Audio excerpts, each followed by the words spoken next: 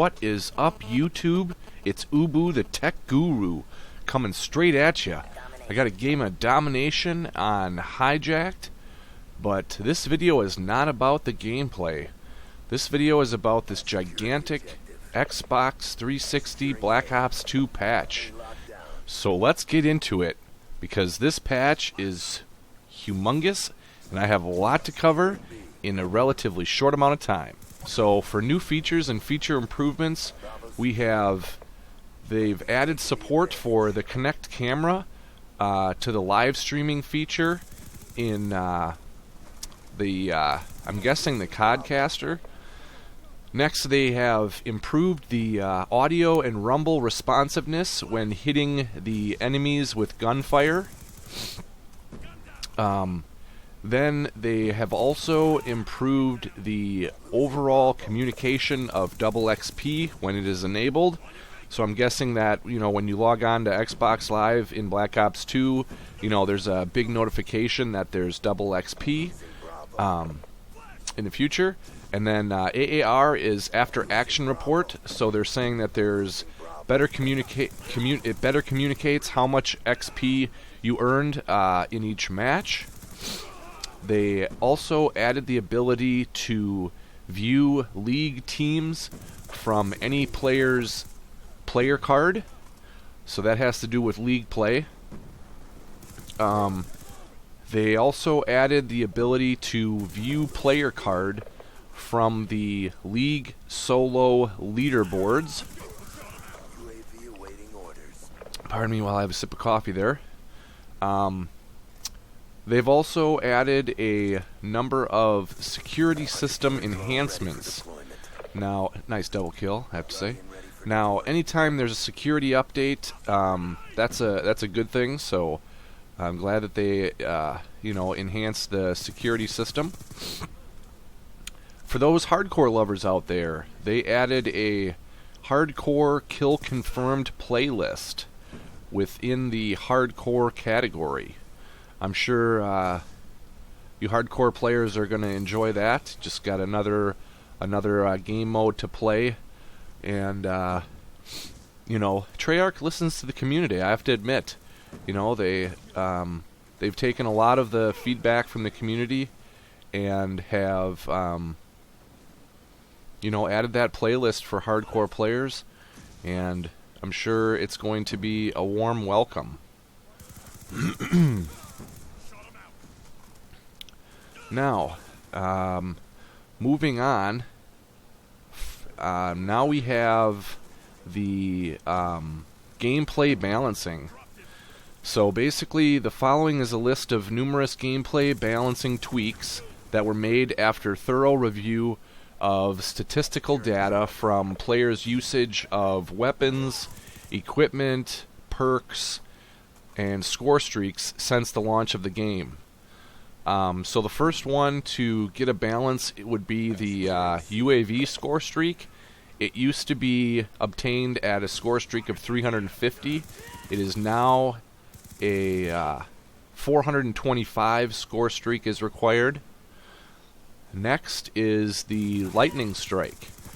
Now there is a 750 millisecond delay. I'm sure after you pull up the laptop and lay down your targets for where you want to lay the lightning strike, basically that means now there's there's 750 milliseconds that will occur from the time you lay your spots to the time that the missiles land on the ground. So that's that's bad as far as I'm concerned. If somebody's taking a flag and you want to lay a lightning strike, you want it to be immediate, but now there's a slight delay. Next, in the equipment and the grenades, they made bouncing Bettys. They increased the grace period between the trigger and the activation by 200 milliseconds.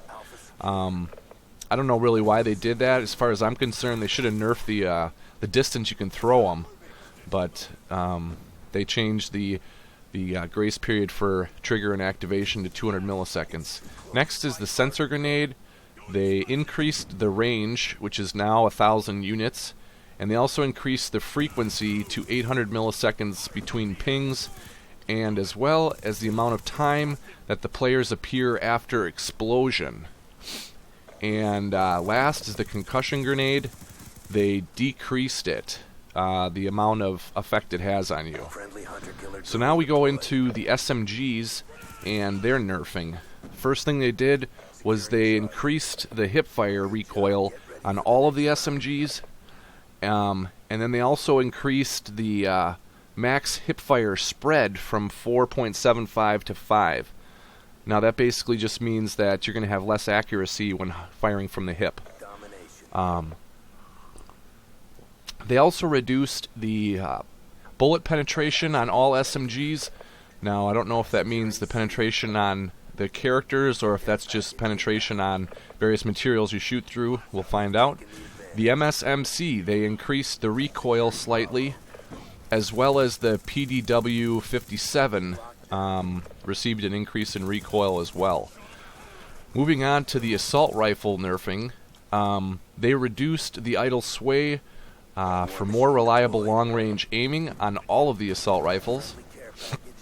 The XM8, they reduced the lethal range of 3-hit kills from 250 to 50 inches. I'm not really sure what that, measures in game.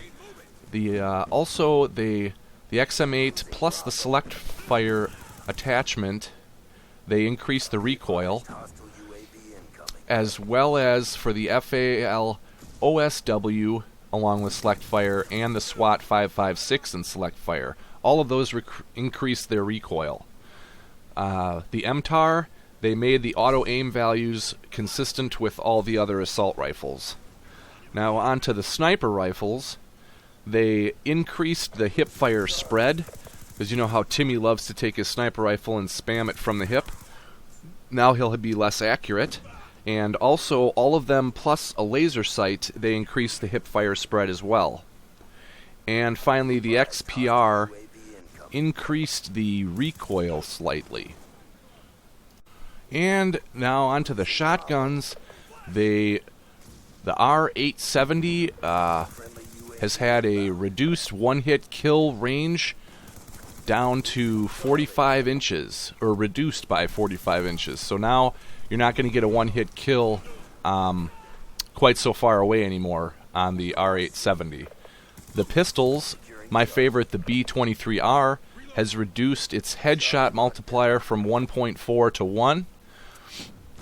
So basically, I guess you're not going to get, kills as easily with a headshot, apparently, with the B23R, as well as the other pistol, the KAP-40, also has had its headshot multiplier reduced from 1.4 to 1.